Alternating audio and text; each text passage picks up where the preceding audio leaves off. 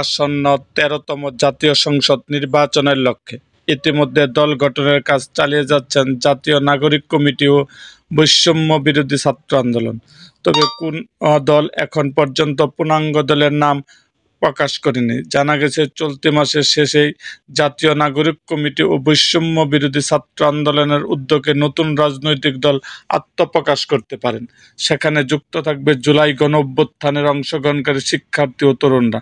তবে এখন প্রশ্ন, কে কোন আসন থেকে নির্বাচনে লড়াই করবেন? নাগরিক কমিটির একাধিক সূত্রে বিষয়টি নিশ্চিত করে বলেছেন সদস্য সচিব আক্তার হোসেন, রংপুর ৪ থেকে নির্বাচনে অংশগ্রহণ করতে পারে। এদিকে নাগরিক কমিটির মুখ্য সংগঠক সার্জিস আলম পঞ্চগড় ১ আসনে নির্বাচনের প্রস্তুতি নিচ্ছেন।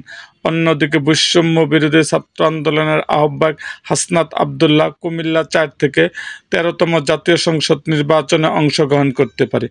বৈষম্য বিরোধী ছাত্র আন্দোলনের মুখ্য সংগঠন আব্দুল হান্নান মাসুদ নোয়াখালী ৬ আসন থেকে নির্বাচন করতে কাজ শুরু করেছেন।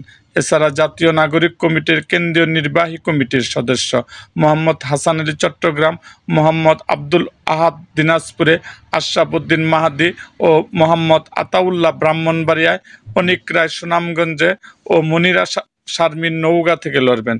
এস এম সাইফ মুস্তাফিজ সিরাজগঞ্জ, আতিক মোহাম্মদ কুড়িগ্রাম, আবদুল্লাহ আল আমিন নারায়ণগঞ্জ, সারোয়ার তুষার নরসিংদী, মশিউর রহমান জালকাঠি থেকে এবং নিজাম উদ্দিন নোয়াখালীতে এবং আলী আহসান জুনায়েদ ঢাকায় নির্বাচনের অংশগ্রহণের প্রস্তুতি নিচ্ছেন। কেন্দ্রীয় সংগঠক মেজব কামাল মুন্না খুলনায়, প্রীতম দাস হবিগঞ্জে, আবু সাইদ লিওন নীলফামারীতে এবং জাতীয় নাগরিক কমিটির নারী বিষয়ক সেলের প্রধান সাদিয়া ফারজানা দিনা রংপুর নির্বাচনের লক্ষ্যে তরুণ সমাজকে সংগঠিত করার কাজ চালিয়ে যাচ্ছেন।